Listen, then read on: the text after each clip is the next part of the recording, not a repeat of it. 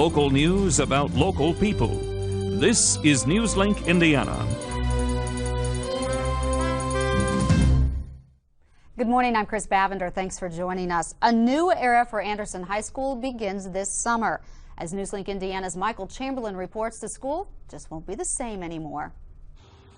Anderson High School is getting a major facelift this summer.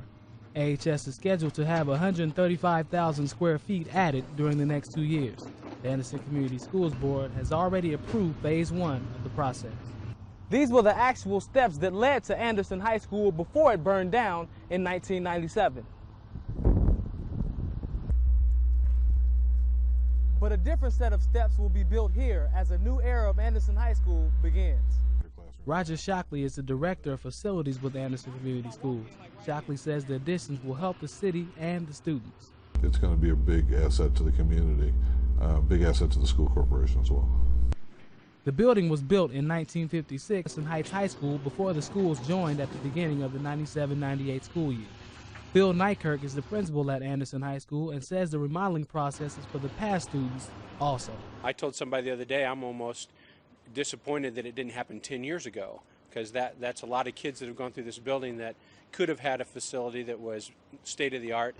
The school still has 2 more phases to finish before its completion, and the faculty and students of Anderson High School say they can't wait for that day to come.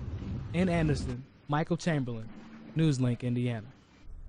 $20 million will be used for the renovation at Anderson High School. The school should be finished before the 2006 school year.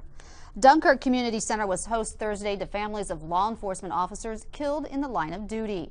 Indiana police officers are taking part in a bike ride that travels 1,000 miles through Indiana in just 13 days. The riders arrived in Dunkirk from Bluffton for lunch and continued to Richmond. The goal of the ride is to raise awareness of fallen officers and provide funding for the organization Concern of Police Survivors. I just feel this is my passion, because the officers that are killed in line of duty obviously are never forgotten, but the survivors sometimes are forgotten about. Last year, 4 Indiana officers lost their lives in the line of duty. Now here's Jennifer Cook with a look at our forecast. Jennifer?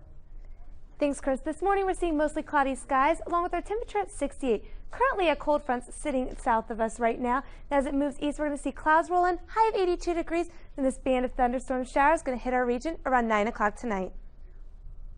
Thanks, Jennifer. That is Newslink Indiana. Join us at 6:27 for more news and get local news about local people 24 hours a day at newslinkindiana.com.